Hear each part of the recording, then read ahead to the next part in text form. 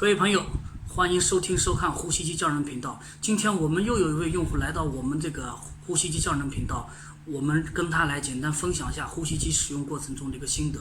我们在这里就简称他叫小张吧。好的，就是小张啊，就是简单说一下，就是你在使用呼吸机以前那个情况是个什么情况呢？以前天天在办公室上班，不管什么场合，有可能跟人家说着话，这个人就睡着了。跟人说话就能睡着啊？对呀。有时候你要做着报，我因为是做文员的，做数据统计的，做着报表，睡着了。有时候经理过来，天天挨屌，就说被领导批了。这到医院里面去检查来回搞了5-6次，也没检查出来。最后一次去宁波人民医院，医生推荐我使用这个呼吸机。他说，当时就跑，应该是下午3点多钟跑到这5点钟，应该是5点钟。对，比较晚了。因为应该快下班了，那是老板特意在等我，这个确实是看。第一个晚上带回去睡，第一个晚上用了那个当时用的那个。就过去就是打呼噜就是很重是吧？那如果是这样，如果是人家都是小汽车的话，那就是简直用火车来比喻。这个小张说啊，他说如果别人是小汽车的话，他打呼噜就是火车一样的啊。就是小张这个体重的话有200斤吗？240多斤。有240多斤，是人比较胖的一个小伙子哈。就是说过去就是打呼噜特别重，也不知道这个白天经历是跟这个打呼噜有关系的，是吧？反正还有一个最大的一个特点。睡了1个小时，口干上厕所。每天晚上重复最少是6到7次到8次。这个上厕所这个问题呢，实际上在很多重度汗症患者中是比较普遍的。一般来说3到4趟，小张这边呢有5到6趟，这个确实重是蛮重的。那这样的小张，就是你戴了呼吸机以后，感觉这个情况有没有好转啊？或者最大的感觉是什么样的？能跟大家讲讲吗？好，我当时第一个晚上拿回去就试戴，当时那个面罩还比较小，人比较胖，点比较大，还漏气比较严重。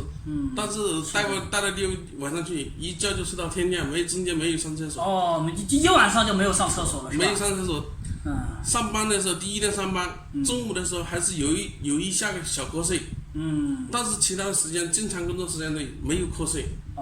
就是那个白天嗜睡的情况，看来好转的挺明显的。是。第二个晚上，连瞌睡想瞌睡的感觉都没有了。现在已经我现在从5月13号到今天也有两个多月了。有2个多月，是的，是有2个多月。办公室我问他们办公室其他同事，再也没听到我有呼噜声了。就是办公室你中午还有休息是？中午休息的很少去休息的。就没休息。过去的话，就办公室有时候能眯着是吧？那不是眯着，是坐着说话睡着了。坐着就睡着了。那个气，一般人说话，像我给我妈打电话，那个气喘的不得了。我妈打电话也说，你这个气喘了。带了这个机器后的说话是好多了。是的。以前那个边打边吹，那个睡的话，人家，但是不知道是什么情况，但是去医生那里说检查，我回家到我们老家去检查，最好医院他也是检查，也是看了前夜发的，没说什么名单出来。有些医生啊，包括他们也不是特别了解这个情况。对。就是说，像大家呢，实际上一般来说胖一点的呢，有些有经验的大夫会跟你说，可能是汗症。这个情况是，就是戴了这2个多月呼吸机，有些什么想跟这个网友分享的一些注意事项啊、心得体会了，也可以畅所欲言的讲一讲。你可以跟网友们也说一下。用的话，至少对我。别人的情况我不是太了解，但是我对我自己来说确实有用。这个最小的上班那个经济好了，人也体重也不是急速上升，现在是对，体重几乎控制住了，没有再往上升。再往上爬了。我感觉就稍微好像，也许是夏天穿的少一点，稍微感觉有点点小一点点，因为人胖实际上是全身性胖，要瘦全身性瘦。这个最近也。